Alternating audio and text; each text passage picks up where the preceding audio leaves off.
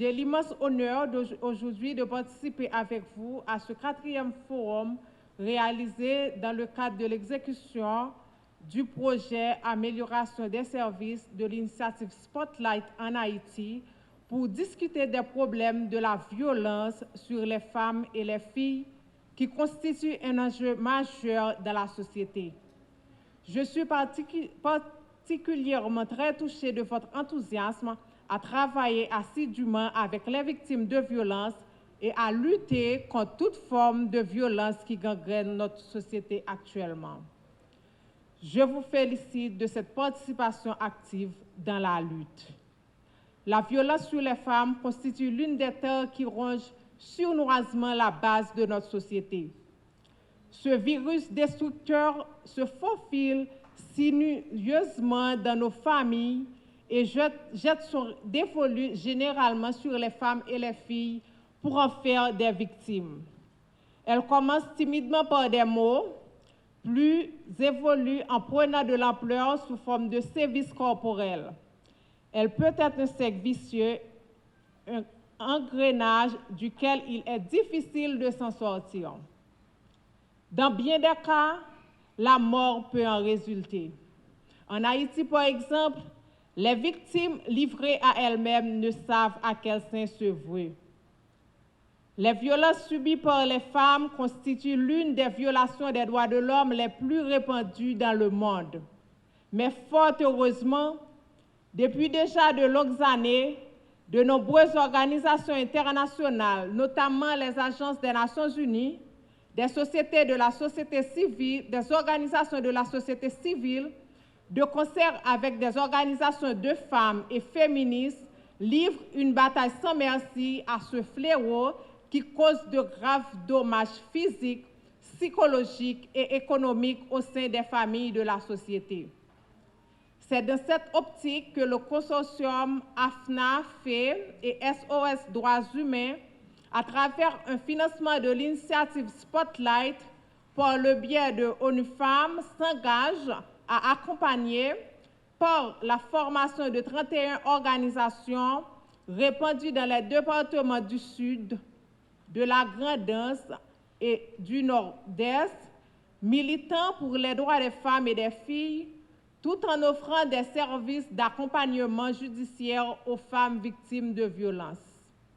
Après avoir réalisé des séances de formation de 2 jours, suivies des forats, notamment dans les départements sud, de la Grande-Anse et du Nord-Est, j'ai pu comprendre que AFNA ainsi que d'autres organisations de femmes doivent concentrer leurs efforts pour apporter des réponses appropriées aux cas de violence.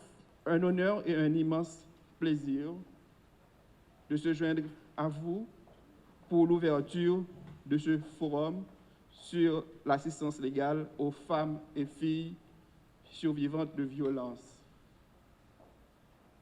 laquelle initiative s'inscrit dans le cadre de la mise en œuvre du programme Spotlight en Haïti. Je voudrais saluer le ministère à la condition féminine et aux droits des femmes qui co-préside avec ONU Femmes le comité de coordination technique du programme Spotlight pour son leadership et les orientations données pour renforcer la synergie et la collaboration entre le ministère et tous les acteurs du projet, y compris les bénéficiaires directs. Je voudrais également saisir l'occasion pour attirer l'attention de toutes et de tous sur quelques-uns des faits qui justifient de mobiliser l'attention sur le sujet relatif à des services d'assistance légale et d'aide juridique de qualité et gratuits pour les survivantes de violences basées sur le genre. Tout d'abord, comme vous le savez, la situation des femmes et des filles en Haïti est alarmante. La violence sexiste contre celles-ci, y compris toutes les formes de discrimination, constitue une violation grave de leurs droits humains et un véritable sujet de préoccupation. Par ailleurs, comme le démontrent les études et les expériences des organisations travaillant avec les femmes victimes de violences, la réaction des institutions et plus spécifiquement de la justice pénale face à ces violations est profondément inadaptée. Dans ce contexte, les femmes sont particulièrement fragilisées, étant à la fois souvent victimes d'injustices et de traitements discriminatoires, et davantage tenues à l'écart des outils juridiques permettant d'assurer leur protection. En termes d'accompagnement et d'assistance aux victimes, l'État, à travers le vote de la loi sur l'assistance légale et la mise en place du Comité national d'assistance légale, le CNAL, les organisations de défense des droits des femmes ainsi que l'Office de la protection du citoyen sont très actifs et offrent dans de nombreuses régions du pays une prise en charge pluridisciplinaire, y compris des services d'aide juridique qui, malheureusement, demeurent insuffisants. Pour nous, à ONU Femmes, seule une synergie et une collaboration étroite entre les organisations de la société civile haïtienne comme les vôtres, les acteurs judiciaires et les autres groupes d'intervenants est capable d'apporter des changements à long terme pour protéger les droits des femmes à vivre sans violence. Il y a une approche, excusez-moi, féministe, très réductionniste, de réduire la violence aux femmes à une question sexuelle, à une question d'hommes et femmes. Et pourtant, les vraies violences, ce sont les violences économiques, les violences sociales, où les femmes sont obligées de se prostituer pour prendre en charge leurs enfants. Ça, c'est la véritable violence. Tant que cette société ne résout pas les problèmes économiques, les inégalités, les femmes seront toujours les principales victimes. Car on le dit très souvent, petite pas de maman, petite pas de papa, c'est maman le gagne. Et moi, je suis un exemple. Même pour négociation entre les acteurs politiques, je ne dis pas, mesdames, si nous mettons ensemble, nous avons fait acteur au chita. Son pays dans la foi chrétienne, nous pas rien. Nous dans l'église catholique, nous dans vaudou. Nous dans protestant, nous dans vaudou. Nous dans toute bagaille. C'est comme ça nier. Nous avons fait acteur au palais. Je chrétien remendil. Les mamans Marie parlaient, bon Dieu tendil. Même je vaudou, ils en disent. Les dentors parlaient à Ogoufera, ils tendil. C'est pour nous montrer l'importance femme, force femme. Quitte dans la chrétienté, quitte dans le vaudou, dans la salia, femme yo jouer une grosse place. De même tout, yo connaît de ka font un paquet de bagages qui passent à tout, de même tout yo ka pousse vers le bien. Je ne dis pas, Haïti est au féminin. On dit une Haïti. On ne dit pas un Haïti. C'est pas sans raison, non, vous faites comme ça. On dit une Haïti. Et vous êtes la majorité. Et vous subissez la misère. Vous subissez les violences. Si il y a des gens qui fait propre changement, c'est nous qui faisons changement. Pas de gens qui peut faire pour nous. Moi, comme garçon, je bénéficié de changement. Moi, comme garçon, je peux accompagner nous dans le changement. C'est un garçon qui, depuis 2006, a fait coaching pour femmes qui sont candidats. Pas grand pile. Je toujours accompagné les femmes dans la question d'élection qui sont sénateurs. Et je ne jamais donner de mauvais conseils dans la vie. Je toujours donner bon conseil. Dans le sens de l'unité, dans le sens de l'union. Mais unité pays, il y a une crise qui est la journée aujourd'hui.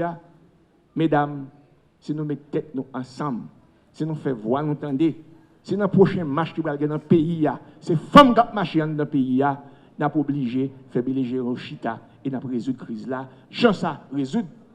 Dans le pays en Afrique, c'est les femmes qui étaient sorties, c'est les femmes qui étaient pour médiation, qui étaient mis garçons au chita pour que béléger te souvent. Donc, je vous dis, nous avons une grosse tâche dans nous. Nous avons une tentative qui était faite avec une commission, je vous dis, il y a un conseil électoral, il y a un paquet de paroles qui parlé, il y a un projet de constitution et autres. Si nous-mêmes, nous pas approprié nous de changement, il n'est pas fait et nous avons continué servir comme cible, nous avons continué victime. Nous n'avons pas plus de temps pour aller ça. Son bateau, qui a compté l'heure pour le couler. Nous avons coulé, nous avons coulé tout. Et nous tout avons coulé. Mais non bateau a coulé contre un capitaine. Ou qu'a saisi pour eux pendant bateau sur la mer, capitaine était devant bateau a gon vent passer le prendre, mais gon l'autre qui prend toujours gon l'autre qui a remplacé.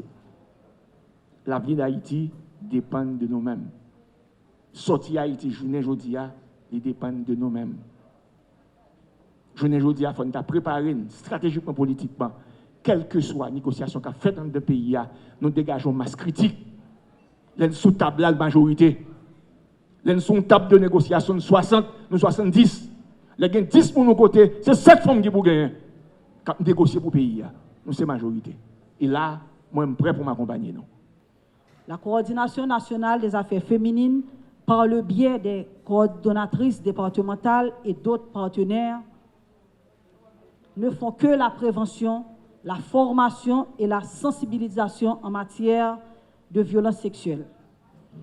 Il faut aussi citer l'implémentation du centre pluridisciplinaire du Cap haïtien au centre hospitalier justinien qui a été mis en œuvre par le projet norvégien de la MINUSTA en partenariat avec les acteurs étatiques, le ministère à la condition féminine, le ministère de la Justice, la PNH pour une meilleure prise en charge et d'accompagnement des victimes.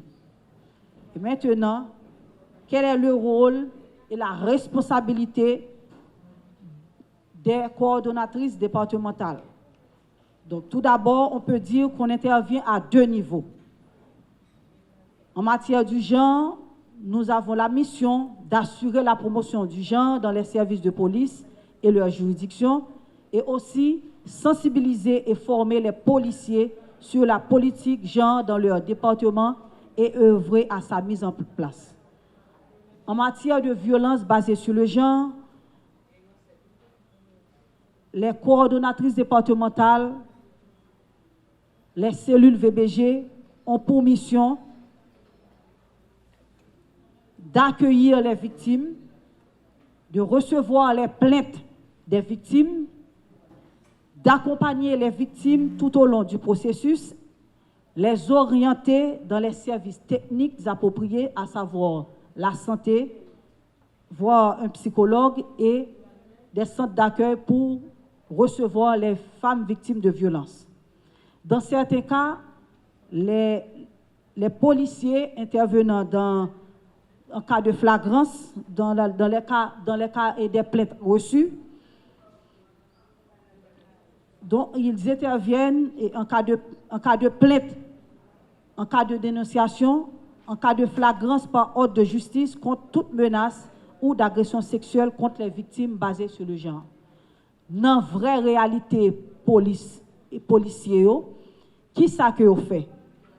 Et leurs victimes yo vini, le cas qui rapporté à la police, policiers yo accueilli victimes yo recevoir plainte victimes dans le cas que ça nécessité, policiers yo accompagner victimes dans l'hôpital et certaines fois leurs victimes n'ont pas de possibilité économique, policiers avec moyens personnels qu'on aider victimes faire parcours qui nécessité. Des fois, victimes ne doivent pas avoir moyens économiques pour aller à l'hôpital, policiers aider victimes et certaines fois ils ne pas faire poursuite judiciaire, policiers accompagner pour eux-mêmes pour qu'ils justice et réparation. De toute façon, moi pral présenter nous d'une manière brève et résumé bilan, rapport mensuel que des cas qui rapportés dans la police là, au niveau national. Pour le viol sur adultes, d'une manière nationale, nous recensons 124 cas. Viol collectif sur adultes, nous recensons 28 cas. Ce sont les cas rapportés à la police. Pour tentative de viol sur adultes, c'est 61 cas. Viol sur mineurs, sur le plan national, c'est 342 cas. Viol collectif sur mineur, 26 cas. Tentative de viol collectif sur mineur, 46 cas. Enlèvement et détournement mineur, 35 cas. Violence physique, conjugale et autres, 2117 cas. Menaces et tentatives d'assassinat, 638 cas. Assassinat, meurtre, 71 cas. Donc, on a un total de 3488 cas. C'est un bilan pour l'année 2020. C'est juste pour sensibiliser nous-mêmes qui là, que violence qu'a faite sous femme, c'est en réalité que lié, c'est en réalité chaque jour que lié. Chaque jour qui passait, il y a un minimum, une femme, une petite fille, un petit garçon qui subit un acte de violence.